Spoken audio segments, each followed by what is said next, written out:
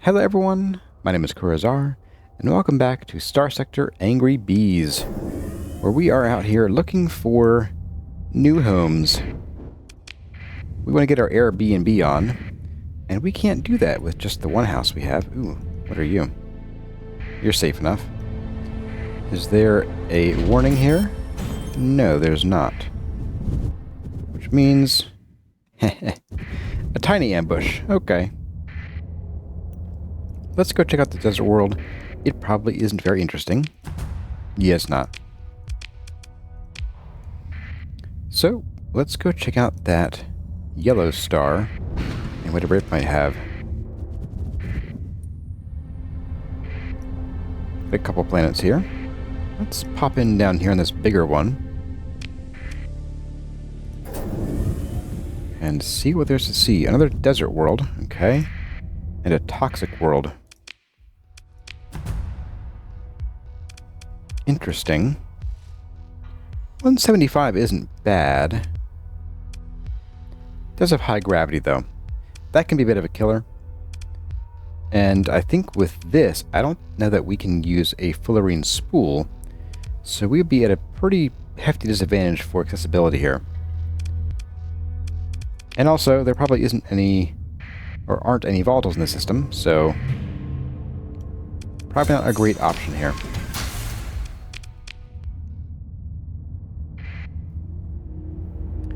Check out this toxic world, though. Oh, there are volatiles here. Interesting. But no organics. We're still missing organics. So we need organics, volatiles. We need rich ore, or sorry, we need rare ore and regular ore. I always call it rich for some reason. Oh, we do need rich ore, but that's sort of optional, though. Let's check out these last couple systems down here. Are you worth... You might be worth checking out a little bit. This could be interesting. It's this weapons cache. But that's about as far as I want to go, I think. Whoopsie. Wrong button. Let's see if we can get down here. Here we are. Oop, don't run into that. We are getting kind of low on supplies, which is a bit of a bummer. But ooh, we have a gas giant here. Very nice. Are you a good gas giant or a bad gas giant? You're a bad gas giant. Alright. I hear ya. I hear ya. And a very hot volcanic world. Yeah, nope. And there ain't nothing here to write home about. Let's see. Oh, there's that neutron star. Okay. Well, I'll take a peek in here. We are not going to colonize in here. There's probably some great planets here, too. We will save in case we end up in the beam of the neutron star. We are not. Gas giant, rocky metallic, and barren. Yeah, you're bad anyway, so... let's... There is something up there. Oh. So that we have to get back here really fast. We're going to stay right in here. Stay shielded from this neutron star. Going to go in a circle while it passes. Maybe speed up that passing of the neutron star's beam. There we go. What is this? Terrible. That's what it is. What did we find up here? We have a research station.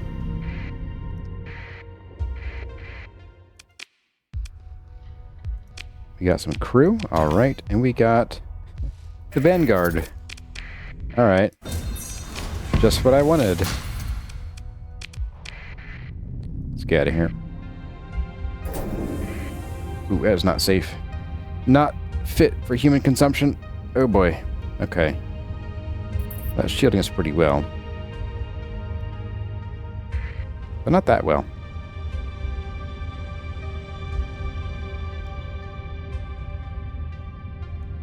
There we go. Fast forwarding is over, and let's get out of here. Never to return. We have 261 supplies.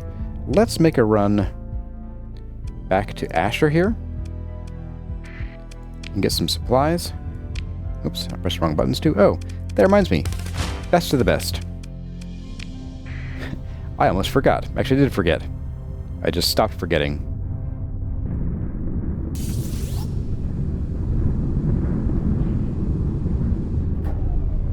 And away we go. You save so much fuel using these. It's crazy. Possibly even criminal. We're in Gad now. Anything over here? Oh, interesting. A bounty out here where we were about to go. Fourth primary star. Probably one of those. Hey guys, I need some food and some stuff. Mostly stuff, but also food. Have some of that. I want a few of those back.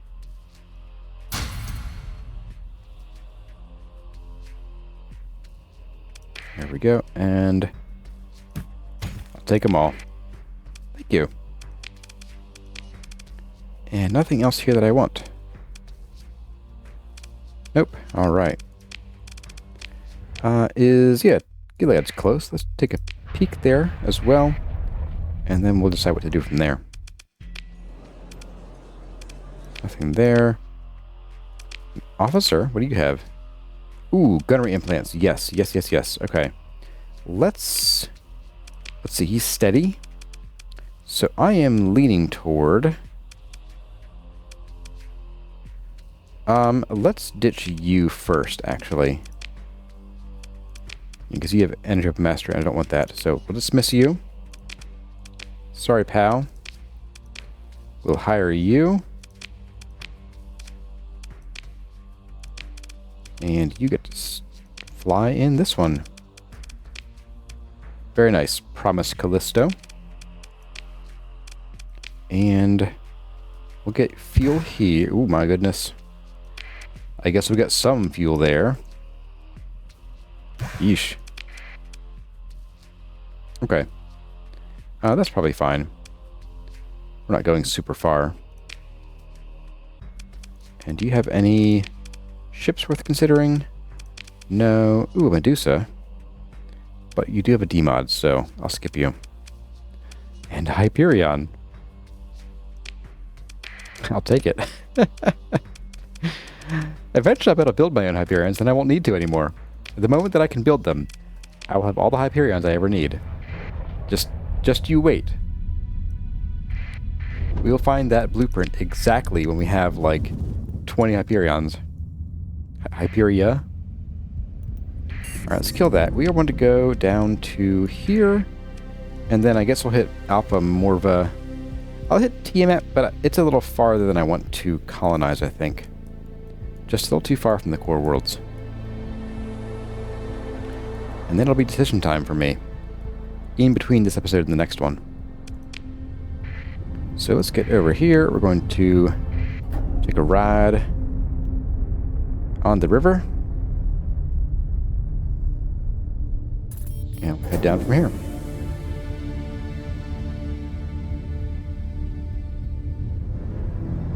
And let's see. Let's just pop in over here.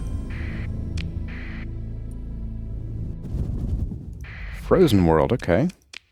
What do you got for us? Wow. A lot of cool stuff. Really terrible place to live. So probably not. And we have a... Let's see. We had a planet somewhere in here. Oh, it's probably this one. Yeah, okay. So we'll head down to here. And swing around here to all these planets. And then out. In fast forward.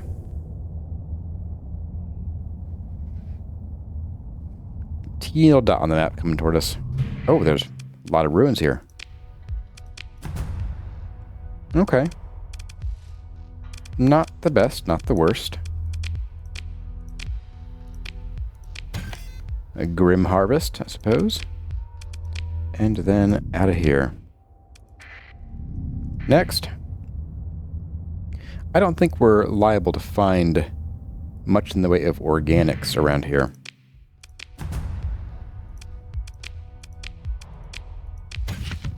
Ooh, an alpha core. Wow, very nice. I'll take it. What is this? An orbital habitat? Don't mind if I do.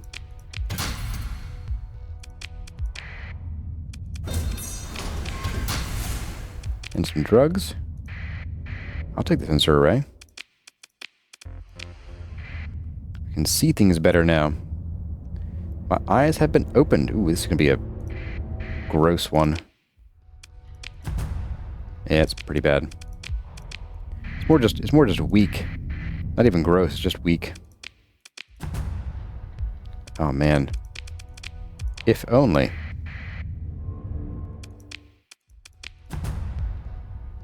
All these things. 25, 75, 125. It's gonna be 275, yeah. Terrible place to live.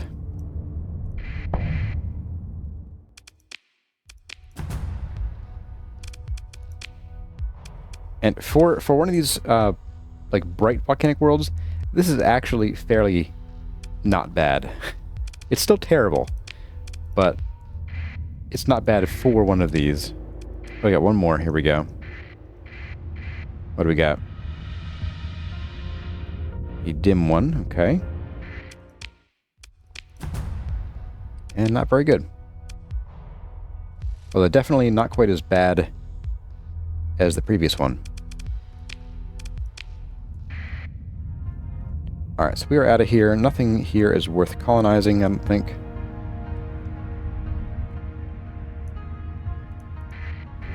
Just boop our way up here and get out of here.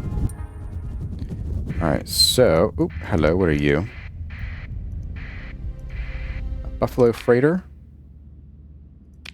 I'm good. Take that and leave the food. We don't eat food, just computer chips. I guess we'll swing in here. Don't see any signs of gas giants, but I see a mining station. Oh, nice. Okay.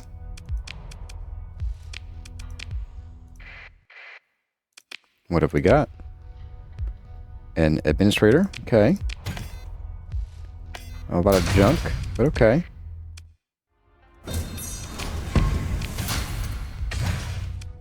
Take you to. Why not? Anything on the radar? Nothing here. And we have a few ruins here. Okay. 200. Here we go. This is probably the tamest you'll find typically for a volcanic world. 200%. That's actually pretty doable.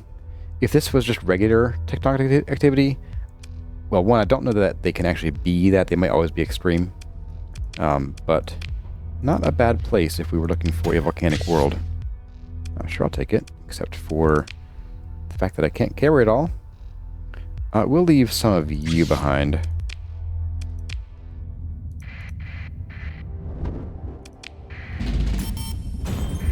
And I think the last planet, last system we'll explore is going to be this one. Hello. You're a bounty, aren't you? You are a bounty. I'll take the free money, why not?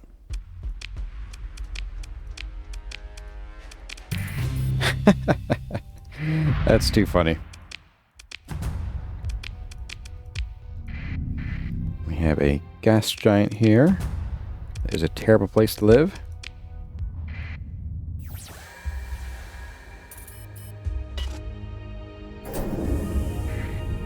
And one last planet to survey, I believe. It is not a good one. Okay, so that's about all the surveying I want to do for considering planets to colonize. Although in my experience, a lot of folks will really go out of their way to criticize people who like colonize planets out here in the boonies. And yes, their accessibility is really terrible, but you can boost that. Like, you can boost it by building a megaport, and by using a fullerene spool, and by putting an alpha core into your megaport and into your way station, I think will do it too. And you can actually get a pretty good bonus. Also, once you do the Tritachyon challenge, or the Tritachyon colony threat, you get a big boost to your colony's accessibility. Same if you make a deal with Kanta. So it ends up kind of not really mattering, because your planets here end up with like 200% accessibility, which is like more than they need to move all their goods. Out here, you can still end up with like 130%, which is just what you need. But I just want to kind of keep it here just to keep things simpler, because having like a colony here, and one here, and one here is just kind of a pain to deal with, so I'm just trying to avoid that. But, okay, that is, going to do it for our exploration. Let's get back on track with some of the Galatia Academy stuff here. Let's see, the Usurpers, finding Karuz, Ransom Researcher. We already have the artifact, okay. Let's go find Karuz, why not? Of course, whenever I hear the name Karuz, I think of Kuruzatacho from Gundam Seed, way back in the day. That'd be Captain Karuz. Kind of like Kuruzar, isn't it? Interesting. In we go.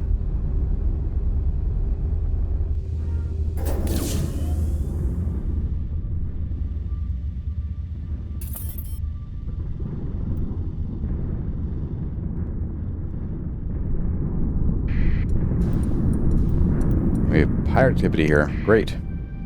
Alright, so we're hopping into Fikenhild, which is going to be up here. Boop. In we go. We'll check out Aethel first. Look for, well, not captains, I guess, because they'll always have the missile spec first. Nothing I want there. Let's trade some goods here. What do you guys want? Not much, apparently. Not that, that's for sure.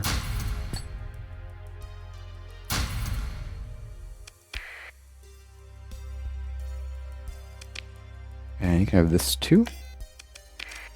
How about these guys? 363, that's not a bad price. Content offering more, but I'm not going to stop there anytime soon. And you can have the drugs too. Alright. And then we have, I think... Oh, just these two. I thought this one was also a inhabited world. I forgot to check out their fleet here. Gotta look for some more Hyperions that just pop up in every space dock everywhere, apparently. We'll do that in just a second. A thoughtful-looking businesswoman. Heavy arms. I will not have this for a while, sorry. And anything interesting here? Nope. Okay, so let's do a shuttle to the surface to pursue the list of Karuz associates. Descending through pillars of storm cloud over sparkling seas, your shuttle glides toward K. Arco, the cosmopolitan megalopolis arcology of Fikenhild. Dampers dull the shock of atmospheric entry to a whisper as you review Baird's list of Karuz's associates, starting with the first entry. Adonia Karuz is noted as a surviving parent and lives in a pensioner's quarter. It seems reasonable to start with her.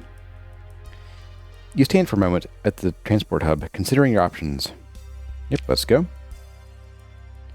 You stand for a moment, taking in the bewildering signage of the K. Arco transport matrix, before you shrug and allow your tripad to select the best route to the home of Adonia Karuz. Cyclopean arcology substructure flashes by as you ride the primary ring tube to a far segment of the Metroplex. A small passenger lift fills with the smell of sweat and machine oil, of a shift of undersea laborers returning home. Glimpses of the towering arms of K Arco flash by, glittering with thousands of windows. You find yourself guided through the heart of a residential stack, through a quiet plaza filled with retirees and well-tended foliage. Then before you is the door of Adania Carews. You press the door chime, and barely get out your excuse for the visit before being invited in. Adania is more than pleased to have a visitor and, despite your protests, has a cup of tea cooling in your hand before you quite know what's happening. You have only to bring her daughter to get Adania talking. The girl is too clever for her own good, just like her father. Adania shakes her head at an old memory, but speaks of Scylla with pride. The man who visited last time said that was all the questions they had. Didn't they find anything? But look at you. She admires your uniform. Are you also from Fleet? You manage to avoid answering that question. Adania has a holofeed of the King of Westerness holding court, set to half volume, and switches effortlessly between commenting on the proceedings and questioning you about the personal matters. You hedge on your precise age, admit to operating a space fleet, and leave your marital status vague. She doesn't seem to mind your non-answers. Finally, you get the chance to ask a question of your own. Who was it that was asking about Scylla before me? Adania continues watching some scandal involving the King of Westerness. That man from the League Fleet. Or was it Munisec? Oh, you people can never get your records straight. It's that new king, so impressive at first, but if you only play the locals, the bigwigs in Kazran will take you by the so-and-so, and that's what I say.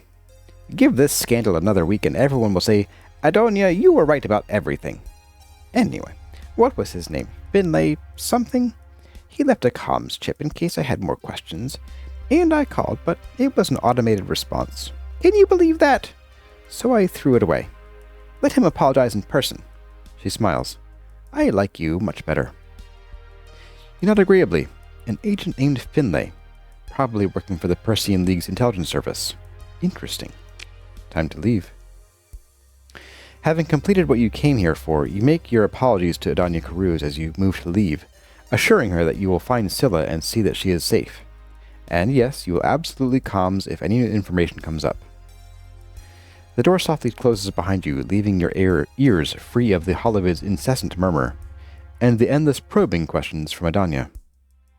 Reaching for your datapad, you discover that you're still holding a cup of cold tea. You carefully set it in front of the door before leaving. Return to the hub.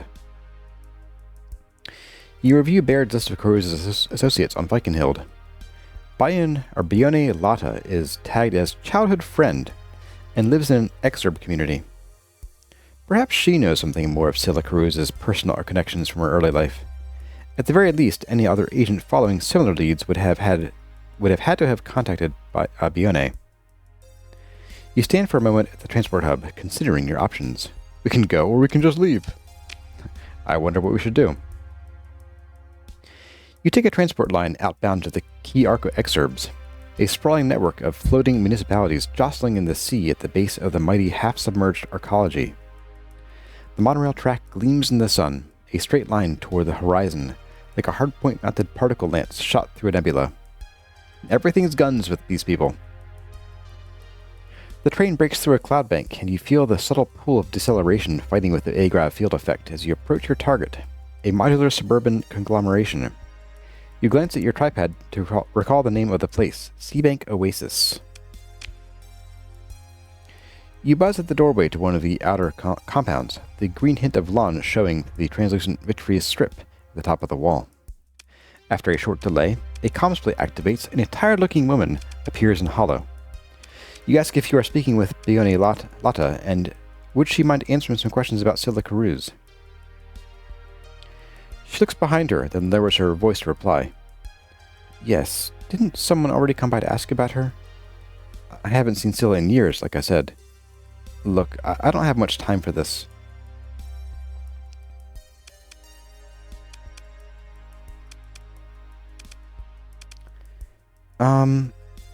So she didn't mention Agent Finlay. So if we say that name, it might spook her, but I kind of want to see what happens. Okay. Oh, that was a couple weeks ago. He was very nice, well-dressed. Agent Finlay Sievong. He was with Fleet Intelligence. You're from Fleet too, right? You make a non-committal motion that can be interpreted as a nod. Well, he asked a lot of questions. Can't you talk to him? I really am right in the middle of... You hear a thin wail of an infant from both the comms plate and over the compound wall. I have to go now. Sorry, Agent. Goodbye. The comms plate shuts off, replacing Bione's face with the dancing Seabank Oasis mascot.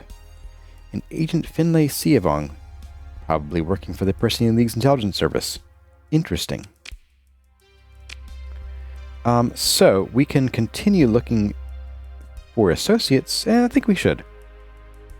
So your review bears list of Caruse's associates on Fikenhild. Cavan Pharaoh's file has an attached file about an event. It's some kind of art co-op operated by Undercity radicals. He seems like the sort that is used to hiding from the authorities. Maybe he, or someone he knows, is helping Caruse. You scroll through some hollows of what passes for artwork in Cavan's association, and judging by the content, you feel that Munisec probably has Cavan on a list. You stand for a moment at the transport hub, considering your options. Again. The transit lift descends into the subsurface districts of Kayarko. The air thickens with mildew and century-old machine lubricant. You pass through structural tunnels filled with cheap tenements, grey market retailers, and fringe ideologies. Your tripad's directions lead you to an address where Cavan Pharaoh held with the event that is called a Militant Consciousness Happening. Along an anonymous stretch of shuttered depot fronts, you discover a secure door flanked by decaying polymer agitation prints. A polymer agitation print? What does that mean? Chemmed out sleepers lie in entryways. It feels like the right place. Knock on the door. The damaged comms plate by the door speaks with a crackle. You mean a sec? We do not consent to a search. Not without... Then some muffled word in a second voice interrupts. Shut up, I'll handle it.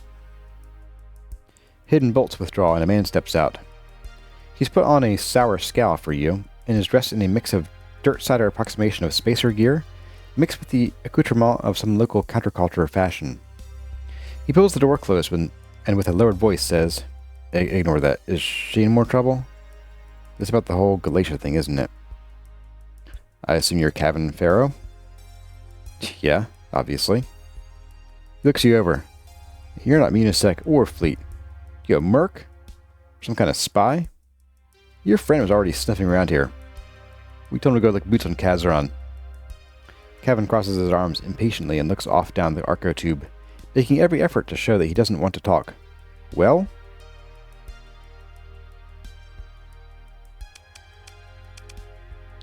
So who else was asking questions about him? Or I want to help Scylla? Or just act extremely conspicuous? Let's act conspicuous. You clear your throat and then speak rather too loudly. Cavan Pharaoh, I know that you are an associate of Scylla Caruse. I would like you to answer some questions for my investigation, please. The comms plate behind Cavan crackles and speaks. Cavan! I told you they were a Fleet-Sec agent. I told you. Don't tell them anything. Cavan goes pale, looking like a trapped animal. He smacks the comms plate behind him and hisses, Shut up! Then turns back to you. And you, shut up too! I don't know you. I don't know anything. Don't talk to me. Back to the comms plate. Open up, this is some kind of crazy person. The bolts withdraw and Cavan backs into the doorway. Stay away from me, he shouts one last time before the door slams shut, sending a ripple through the polymer agit prints, starting the door. A flurry of plastic flakes flit to the ground. Leave. As you start to turn away from the dismal portico, the comms plate crackles one more time. It speaks. You've made your point, Kurabi. That's our name. An officious voice, though distorted by the damaged comms plate. It signals an elite education and a relaxed authority that comes naturally to its speaker. You want us to know that you're looking for Scylla Caruse and that you're going to shout it from every street corner on Fikenhild until we acknowledge it.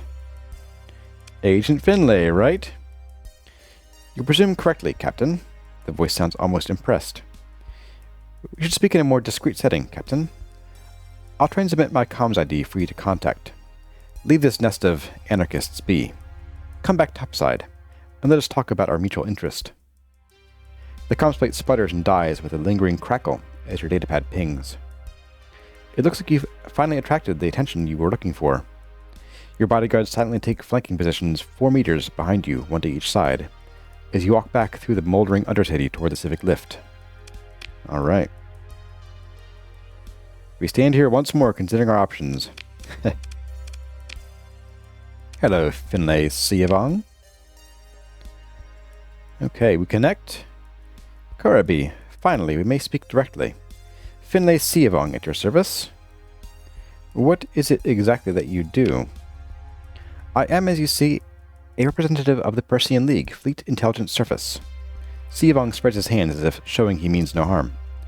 I work on behalf of the defense and security of the freedoms enjoyed by the constituents of the Persian League. But we are speaking today because of you, Captain. You've been somewhat indiscreet in your search for an asset who is of interest to the service. Where is Scylla Cruz? Agent Siavong seems genuinely amused. A rather direct question to ask an agent of the service, don't you think? But that is the heart of the matter, and your profile suggests a certain propensity for, shall we say, direct thinking. Let me answer you with a question, he leans in. Why should you know where Scylla Cruz is?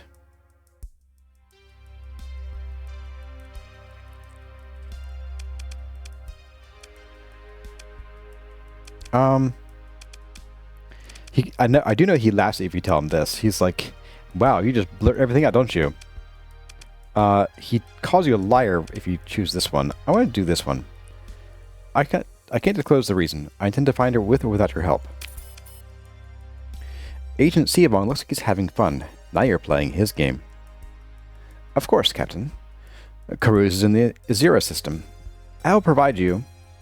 He pauses dramatically as he taps something out on his desk console. Your tripod pings. With a plausible-looking data intercept of a communication between her and Mr. Kevin Farrow. It'll show Provost Bayer that you worked hard for it, he says with a wink. You were just telling me where he is? I didn't tell you anything. He gestures towards you. You intercepted a communication, remember? Besides, Azira, well, it's not a big place, but I'm sure you'll put the pieces together soon enough. How do you know about Baird? Siavong's smile widens. If I didn't, did you just confirm it? What is your endgame here? Why help me? Don't worry about it. You have a rogue scientist to track down, and on behalf of the Fleet Intelligence Service, I have nothing to say to you on the subject. Nor have we ever met. I don't know you. You don't know me. Agent Siavong claps his hand together. I believe we are finished. What is it you people say? Burn bright, Captain. We'll cut the link. He seems like he will not talk to us anyway. So, we're going to Azira. Let's be off, I guess. Ah, right. We have pirates here. Pirates galore. That'll be a joy.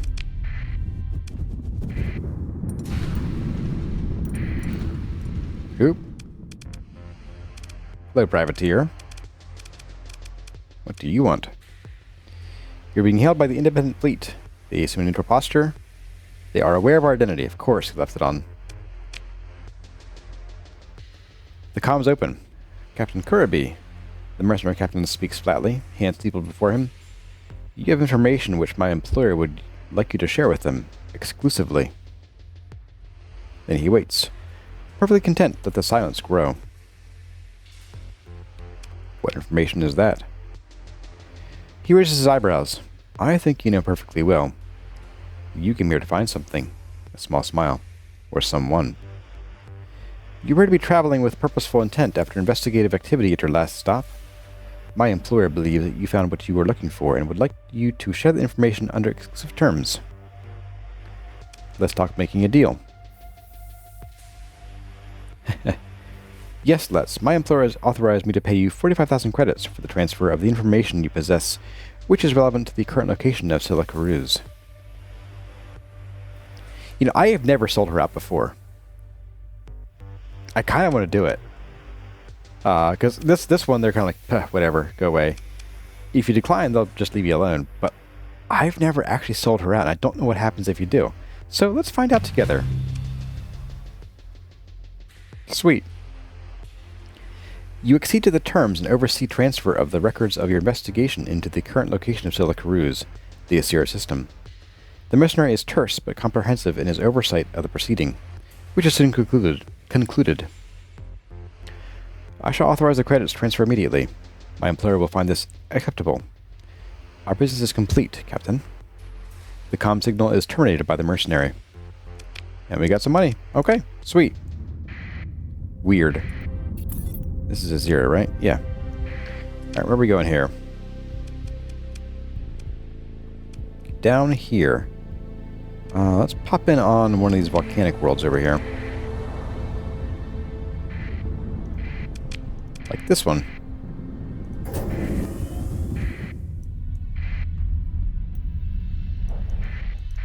Hello. Let's see. Anything I want to sell here? I'll get rid of you. And you are... yeah,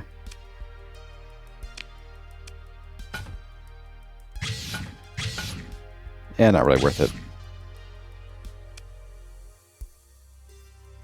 Captain will pay for that stuff, but I don't know.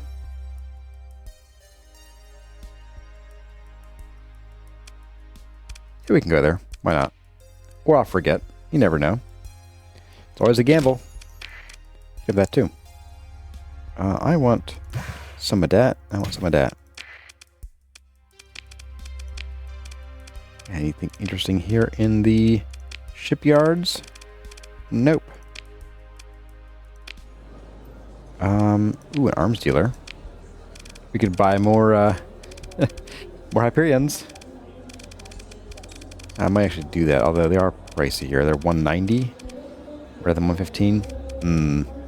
It's a tough one. Let's see. We have the Archon. Now, we do need to actually do some of this stuff here. So there's some technicians who are complaining about something. The station technicians in grungy Cal habitat jumpsuits respond well to your offer to buy them around and listen to your troubles. You mentioned having had comms disruption in an ion storm once and asked what sort of trouble they're having. It's strange, says the big one. There's no real pattern to it. Every few shifts, it just goes zap. Lots of noise gumming up some of the orbital beacons. Bossman makes us go out and check the beacon, and it's nothing. A lot of fooling around for no reason, I say.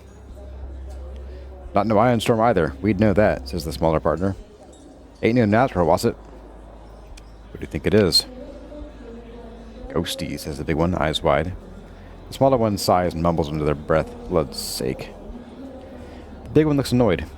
No, let me tell it. I told you I wouldn't run your ear about it anymore. But the captain here asked nicely. Please, go on. It's all them people that died in Groombridge when the reactor went critical, the big one says. No, not when critical. It was made critical. Because it was murder. They got no peace, see? Because it wasn't a clean death and there's no justice. So they're calling out for someone to help. That's what it is, a signal from Groombridge. The small one speaks up quietly. Can't know that. How do you know it's coming from Groombridge? Directional receiver. The big one looks proud. Yeah, but... the small one interjects. I gotta remind you to reset the alignment origin on that thing half the time when we're checking out beacons. The noise could be from anywhere. Could be anything. Some pulsar or something. I thought you said it wasn't a natural source. Well, no, the small one sputters. I'm just saying, as an example.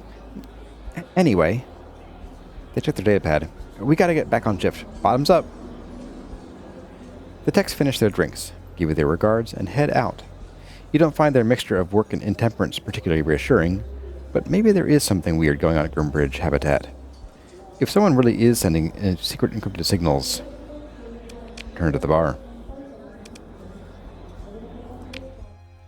Alright. Let's go to Groombridge, shall we?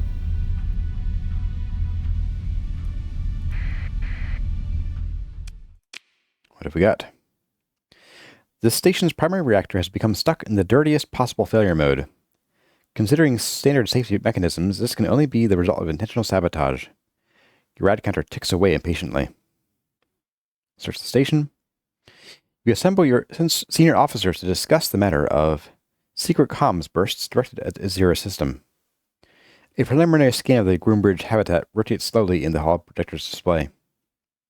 Why here? I mean, rhetorically speaking, your nav officer says. Because the only reason to relay signals from here to Lacal is if your signals were coming from a hidden hypercom relay. Your comms officer raises a hand and at your nod speaks. It's unconventional, but Groombridge is uninhabited, so no one would complain about hyperwave wash. Your ops chief speaks next. The reactor is shooting rads like it is.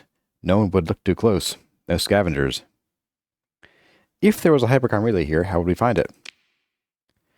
Rad armored drones, the ops chief says. One-way trip. If relay is in there, it'd have a damn strong rad shield, so we'll know what to look for. Do it. At the turn of the next shift, the armored drones are prepared and your ops chief oversees their deployment. You follow the progress to the projection of Groombridge habitat, filling in fuzzy volumes, shielded from your scans or too radioactive to get a good read, with sharp details. An anomalous shielded mass is found soon enough in a damaged work bay in close proximity to the deadly core of the station. Tech and comms begin discussing how to breach and hack the relay. Your ops chief growls an interruption. If I were them, I'd bring it to blow if it got looked at funny. The other officers go quiet. Sensors speaks up.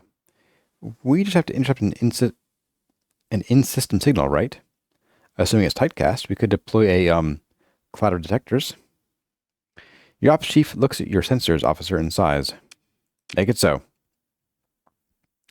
Within hours of establishing a makeshift detection cloud, the relay sends a comm squirt. The whiff of an outbound signal is projected by your navigator on your flagship bridge main hall display, and the line points toward Lacal habitat. Not quite, but close enough. Maybe a relay in close orbit. This is the sort of tech Karuz is familiar with, and even if it is arguably circumstantial, it's a weird enough setup that you can probably scare the authorities at Lacal with the revelation. Ghosties indeed. With only one piece of evidence that Karuz is at Lacal habitat, you're not absolutely certain this would not be dismissed as merely circumstantial if you attempted to leverage it against the authorities in some way. You need to find one more piece of corroborating evidence. Now, I thought we got the thing from, the pretend comms from Cabin. Well, we got it from Finlay. So I wonder if we can use that here. Try Tachyon. No, thank you. No, thank you. We're not ready for that.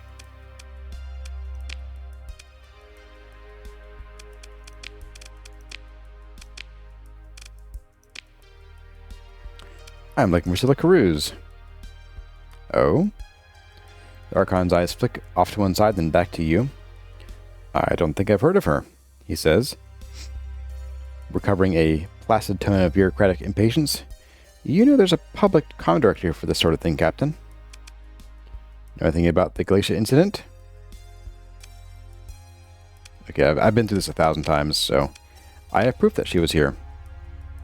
The Archon freezes up, stammering. Of course, with only one piece of evidence to support your claim, it would be premature to make your revelation. Okay, so we do have to go back to ask around here if we wanted to. We can also go over to the Captain Starworks as well. You ask around about the missing academician buying moderately priced drinks to lubricate the flow of information. This is a spacer bar, and those spicers try to look out for one another. You're finding little in the way of leads, mostly shrugs and apologies. I'm sorry you're having trouble finding your friend, says an off-shift dock worker in a utilitarian backsuit liner.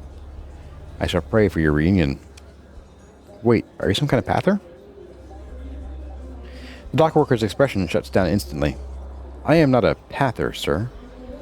I do follow the teachings of the Church of Galactic Redemption, and I thank you not to make bigoted assumptions. We are not all fanatics and terrorists. They stand leaving an untouched drink. Blessings of Lud be upon all souls, both large and small, they say, and stomp away. So I recall, you can talk to one of these guys. Portmaster? I'm looking for Scylla Karuz. No ship by that name has come through recently. She taps at a desk console. No, I'm afraid not. I don't believe I can help you find your lost ship, Captain. Not a ship, it's a person. She looks up at you. Ah, of course. You want to query the station's public comm directory. Good day, citizen. Stay vigilant. Bye. Maybe it's you. I'm looking for Scylla Carews. Oh, is that right? What is it? More black boxes to deliver to a need-to-know location? And you need me to override station protocol? Written orders. She swipes with her hand to underline the point. No exceptions. I told you people this before. If anything goes wrong during interstation transport of Lud knows what you people are stowing away in your secret warehouse, it'll be my head in the airlock. You know, I've never actually done this one.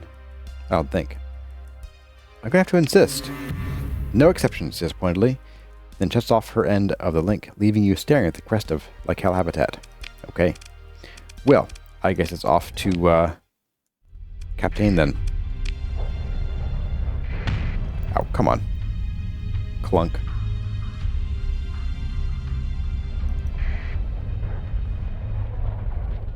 Okay, alright, transponder's on. Got a bar, let's see. A rakish man at the bar? No, thank you. An officer.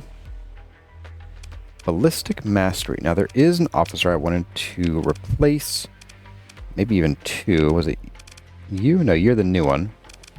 I think it might have been you, because I don't want missile spec and I don't want ordnance expertise. So, goodbye. Sorry, dude.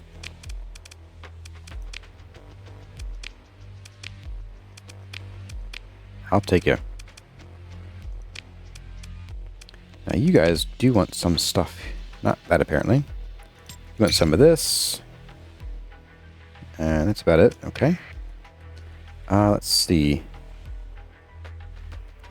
Take a few of these. Maybe not that many. Well, 345 to 396. That's a pretty good deal. Sure. Cheap supplies, too. Not too shabby.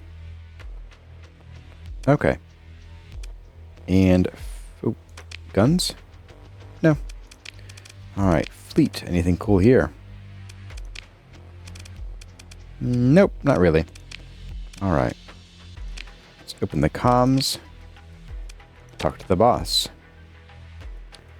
Channel clear, go ahead. I'm looking for someone called Scylla Carews. He looks you over, licks his lips, and thinks the question over a moment. Might know someone by the name, might not. Why should I tell you? Let's talk credits. The pirate boss leans forward. You have my attention, good captain. If you could come up with, let's say, 33,000 reasons why I should help you out, it might be that I'd be so inclined. Sure. It's yours, my friend. You've got away with words, you know that? Lloyd Null says with a conspiratorial smile, flashing gold teeth. Very persuasive. I may have heard something from someone. It's my business, right? Knowing who's making the moves in the Azira system, and to who. He leans close to the comms pickup and speaks quietly. Word is, the Persian League started asking a lot of questions about someone named Carews, and that was because the hegemony started asking around first.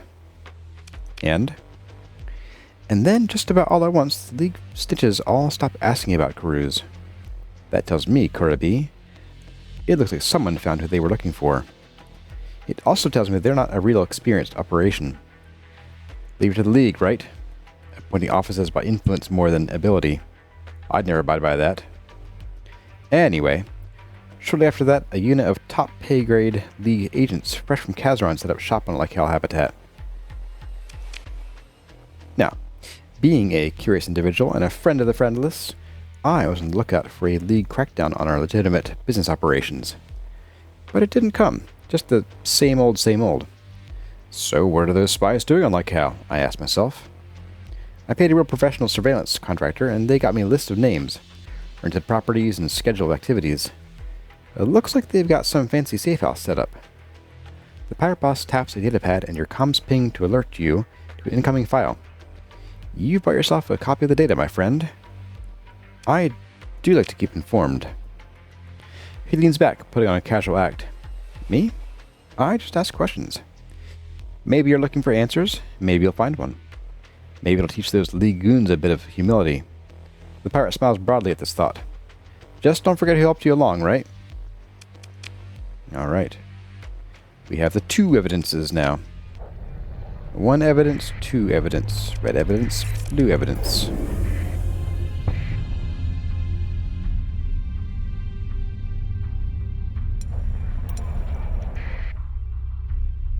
A retrieval contractor? Interesting. Why are they engaging like hell? That is weird. Huh. I wonder if there's our Tritac and the League at odds right now?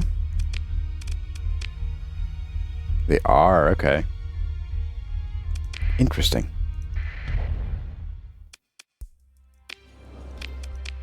Alright, Archon. Hello again, Sir Alexander Erickson. I know Cruz is on the station and I can prove it.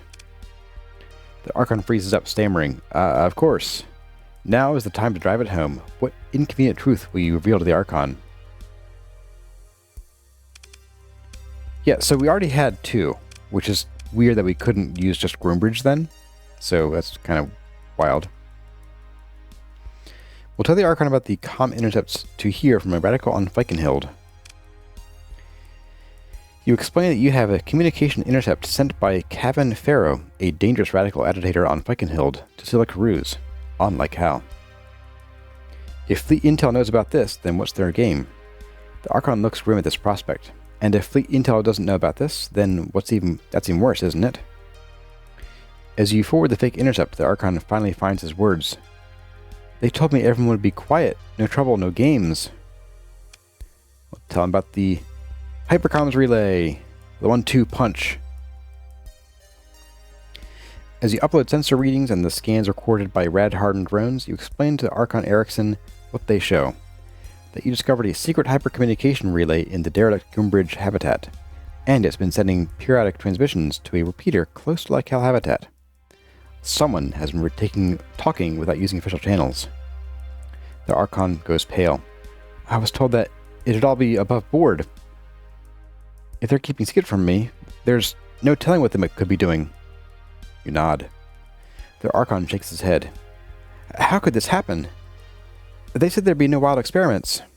And let's go for the uppercut. Bam! You explain to Archon Erickson that you have full documentation of the org chart, budget, and watch schedule of the League Fleet Intel operation on Lycal. There's even a line item for a safe house, and it all aligns suspiciously close to the cessation of a Fleet Intel search for Scylla Cruz. You forward the documents you received to drive the point home. You got everything on this sloppy operation by throwing a few credits around in-system. You hint at what a Pather cell could do with this information. The Persean League doesn't seem to be taking Lycal habitat's security very seriously. The Archon clenches his jaw and says under his breath, They assured me there'd be no problems. They promised. Let me see Cruz. You don't owe them anything. I'm under strict orders too. I mean, to keep intelligence matters of the Persean League. Policy secrets. He sounds defeated. Orders from Kazaron? I can see he really runs Lycal. It's not like that at all, the Archon sputters. Lycal is free and proud. Small, yes, but strategically important. And not tied up in that nepotistic Gens politics of Kazaron. His face starts turning red. They don't understand. Out here we have to work for a living. We face risks those fools can't imagine. What kind of deal is this League if they won't wipe out that pack of pirates holed up in Captain that we've been hounding us for cycles? And the fleet taxes. Archon Erickson closes his eyes and takes several deep breaths, then meets your gaze with a new determination. You know what? You're right. I am? His voice steadies with a cold rage that's been building for many cycles, it seems. It's time to show them who Lycal belongs to. and it's not a bunch of Kazran and Gens babies tracking dirt under our fine station. Captain, take a shuttle. Meet me at the executive docking ring. Let's go see the Scylla cruise. The Archon doesn't wait to reply before he pounds the comms disconnect. Left staring at the spinning crest of Locale Habitat's Executive Council.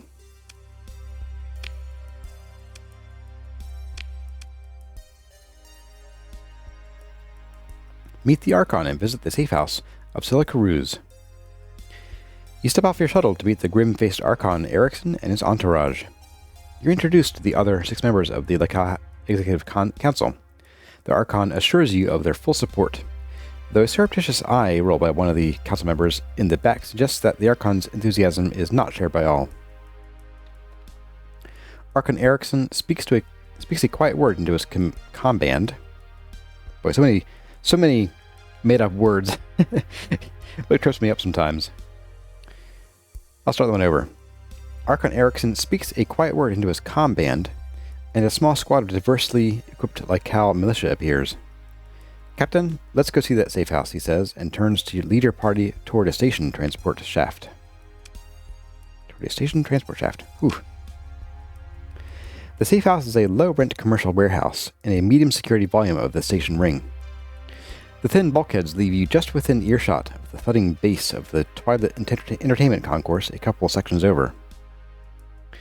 As a score of officials and station militia approach the entrance of the safe house, a standard cargo lock, a trio of lounging League agents leap to their feet. Watch what happens. The station Archon strides forward, and channeling the resentment you stoked, harangues the League agents for endangering the station, stomping on the rights of League citizenry, and above all, gross incompetence. The young Kazaranian agent in command wipes a drop of sweat from their forehead. Archon, we've got this. The League security demands. No, you don't got this. This operation is riddled with leaks. The Archon glances briefly at you. And your meltdown of the operation is a direct threat to our security. Locale Habitat is exerting its sovereign rights in this matter as of now, with the full support of the Executive Council. The League agent lowers their wavering pistol, and at that, the flanking agents lose the strength of their composure. The Archon takes the agent's pistol, checks the safety, and shoves the agent away, leading you to the airlock. The control panel gives way to executive override codes, and the Archon motions for you to pass through the armored doorway. We enter the airlock. A woman stands before you, holding a datapad, looking quizzically at the newcomers. You look around the dark space, taking in the shadowy equipment racks, humming machines, and cargo crates. A small zero-G-style hab pod in the quarter must be her domestic space. Scylla Carews, I presume? Yes, that's me, she says cautiously. And Archon Erickson. This is unexpected. To what do I owe the honor? The Archon nods toward you. Captain Kirby, who has a way of poking around in other people's business. Now it's your turn. I have a message for you. Archon Erickson eyes you, a nonverbal inquiry about whether he's intruding, and concludes that he is.